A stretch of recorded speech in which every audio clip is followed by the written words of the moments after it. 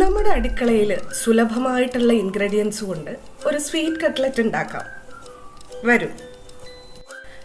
Ingredients fry ചെയ്യാനൊക്കെ ആയിട്ട് ഇതിലേക്ക് നമ്മൾ വെളിച്ചെണ്ണയും നെയ്യും ഉപയോഗിക്കുന്നുണ്ട്. നെയ്യ് ഫ്ലേവറിന് വേണ്ടി മാത്രമായിട്ടാണ് കുറച്ചെടുത്തിരിക്കുന്നത്. പ്രധാനമായും വെളിച്ചെണ്ണയാണുള്ളത്. ആദ്യം തന്നെ ഒരു പാൻ അടുപ്പത്ത് വെച്ചിട്ടുണ്ട് മീഡിയം ഫ്ലെയിമിൽ. 1.5 ടീസ്പൂൺ വെളിച്ചെണ്ണയും 1 ടീസ്പൂൺ നെയ്യും ഒഴിച്ചു കൊടുക്കുന്നുണ്ട്. ഓയിൽ ചൂടായതിനു ശേഷം നമ്മൾ ഇതിലേക്ക് ആദ്യമായിട്ട് ചേർക്കാൻ പോകുന്നത് നല്ല പഴുത്ത നേന്ത്രപ്പഴമാണ്. അത് ചെറുതായിട്ട് കട്ട് ചെയ്ത് വെച്ചിട്ടുണ്ട്.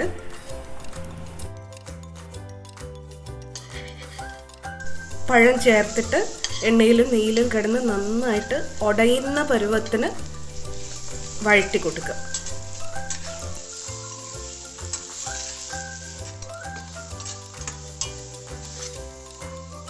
ഇതപ്പം നമുക്ക് ആവശ്യത്തിനുള്ള പരുവമായിട്ടുണ്ട്. ഇനി ഇതിലേക്ക് നമ്മൾ ചേർക്കാൻ പോകുന്നത് ഒരു 75 ഗ്രാമോളം ചിരവിയ തേങ്ങയാണ്.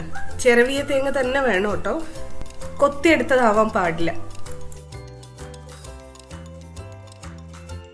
തേങ്ങയും കൂടെ ചേർത്ത് നന്നായി വഴറ്റി കൊടുക്കുക.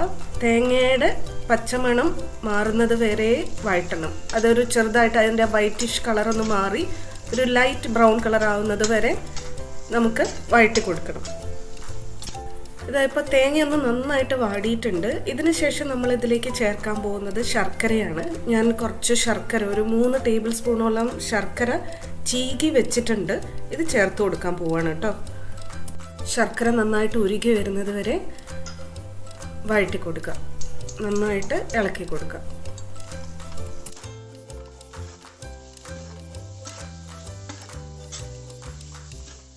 ഇപ്പം അടുക്കളയിൽ നല്ലൊരു മണമാണ് കേട്ടോ. നെയ്യിൻ്റെയും തേങ്ങയുടെയും പഴത്തിൻ്റെയും ഒക്കെ കൂടെ നല്ലൊരു മണമാണ് ഇപ്പോൾ.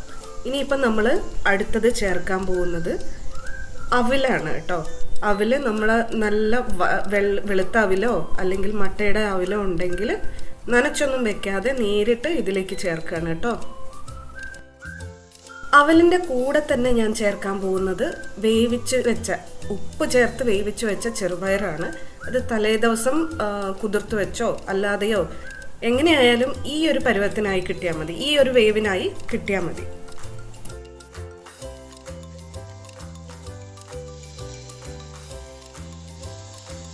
ചേർത്ത് നല്ല പോലെ മിക്സ് ചെയ്ത് കൊടുക്കുക കേട്ടോ.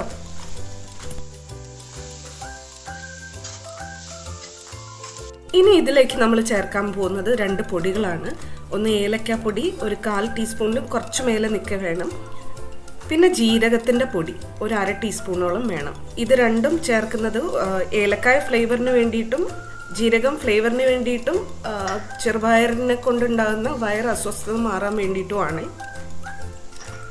ചേർത്ത് നന്നായിട്ടൊന്ന് ബ്ലെൻഡ് ആകുന്ന വിധം മിക്സ് ചെയ്ത് കൊടുക്കുക കേട്ടോ.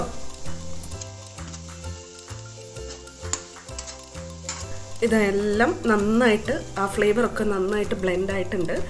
ഇനിയിപ്പോൾ ഞാൻ സ്റ്റൗ ഓഫാക്കി ഇതൊന്ന് തണുക്കാൻ വേണ്ടി വെക്കുകയാണ് കേട്ടോ. അപ്പോഴേക്കും നമുക്കിത് മുക്കി പൊരിക്കാനുള്ള മൈദമാവിൻ്റെ സ്ലറി ഉണ്ടാക്കി വെക്കാം. കുറച്ച് മൈദമാവ് എടുത്തിട്ടുണ്ട്. നമുക്ക് ആവശ്യത്തിനുള്ളത്, നമ്മൾ എത്ര കട്ട്ലറ്റ് ഉണ്ടാക്കുന്നോ അത് അത്രയും മുക്കി പൊരിക്കാനുള്ള മൈദമാവ് മിക്സ് ചെയ്ത് വെക്കാം. ഞാൻ ഇവിടെ ഏകദേശം ഒരു കപ്പിന് താഴെയാണ് എടുത്തിട്ടുള്ളത്. ഇത് നമ്മളെ മിക്സ് ഇപ്പം റെഡി ആയിട്ടുണ്ട്. ഇത് നന്നായിട്ടൊന്ന് ടൈറ്റായിട്ട് നമ്മുടെ കൈ കൊണ്ട് തന്നെ കുഴച്ചെടുക്കണം. ആദ്യം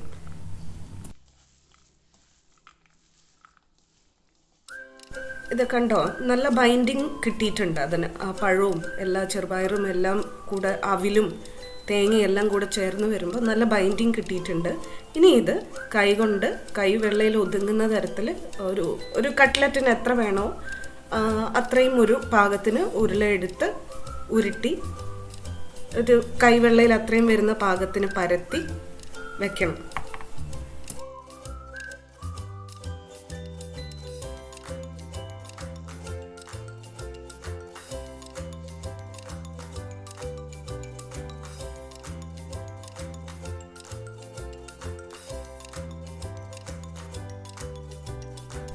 ഇതപ്പം നമ്മുടെ കട്ട്ലറ്റ് ഫില്ലിങ് മുഴുവൻ റെഡി ആയിട്ടുണ്ട്. ഇനി ഇത് മുക്കി പൊരിച്ചാൽ മാത്രം മതി. ഞാൻ ഷാലോ ഫ്രൈ ആണ് ചെയ്യുന്നത്, അതായത് മുക്കി പൊരിക്കുകയല്ല, നമ്മൾ എണ്ണ ഒഴിച്ച് തിരിച്ചും മറിച്ചും ഇട്ട് പൊരിച്ചെടുക്കുകയാണ് ചെയ്യുന്നത് കേട്ടോ. ഇത് ഡസ്റ്റ് ചെയ്യാൻ എന്തായിരിക്കും നമ്മൾ ഉപയോഗിക്കുന്നല്ലേ നിങ്ങളിപ്പോൾ ചിന്തിക്കുന്നത്? അതും നമ്മുടെ അടുക്കളയിൽ സ്ഥിരമായിട്ട് കാണുന്ന സാധനം തന്നെ. അവില് നന്നായിട്ട് പൊടിച്ചെടുത്തു. എത്രയാണോ നമുക്ക് ആവശ്യമുള്ള കട്ട്ലറ്റിൻ്റെ ക്വാണ്ടിറ്റിക്ക് അനുസരിച്ച്, എണ്ണത്തിനനുസരിച്ച് അത് ഡസ്റ്റ് ചെയ്യാൻ ആവശ്യമുള്ള പൊടി തയ്യാറാക്കുക. ഇനി ഓരോ ഫില്ലിങ്ങായും എടുത്ത് മൈദമാവിൽ മുക്കി അവലിൻ്റെ പൊടിയിൽ ഡസ്റ്റ് ചെയ്ത് മാറ്റി വയ്ക്കുക.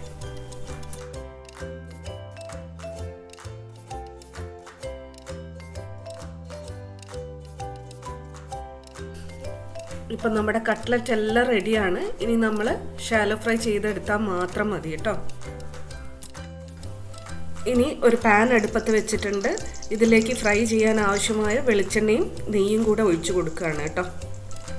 ആ ഒരു മണം കിട്ടാൻ വേണ്ടിയിട്ടാണ് നെയ്യ് ഒഴിച്ചു കൊടുക്കുന്നത്. കട്ട്ലറ്റ് ഓരോന്നായി ചൂടായ എണ്ണയിലേക്ക് വെച്ചു കൊടുക്കുക കേട്ടോ. ഒരു ഭാഗം വെന്ത് കഴിയുമ്പോൾ, ലൈറ്റായിട്ട് ബ്രൗൺ ആയി കഴിയുമ്പോൾ തിരിച്ചും ഇട്ട് കൊടുക്കുക. ഇപ്പോൾ തിരിച്ചു ഇട്ട് കൊടുത്തിട്ടുണ്ട് കേട്ടോ. ഈ ഭാഗവും നന്നായിട്ട് ലൈറ്റ് ബ്രൗൺ കളർ ആവുന്നത് വരെ. കൂടുതൽ മൊരിക്കാൻ നിൽക്കരുത്, ഇത് അവിലാണ്, കരിഞ്ഞു പോകും. വളരെ പെട്ടെന്ന് തന്നെ തിരിച്ചു മറിച്ചും ഇട്ട് എടുക്കുക കേട്ടോ. ഇത് നമ്മളെ കട്ട്ലറ്റ് റെഡിയാണ്. ഇതിന് സോസ് പോലും വേണ്ട, വെറുതെ കഴിക്കാം. നല്ല മധുരവും നല്ല പ്രോട്ടീനും ഒക്കെ ചേർന്നിട്ടുള്ള ഒരു അടിപൊളി കട്ട്ലറ്റ് വീട്ടിലുണ്ടാക്കി നോക്കിയിട്ട് പറയണേ കേട്ടോ. ലൈക്കും കമൻറ്റും ഷെയറൊന്നും മറക്കരുത്. Love you all.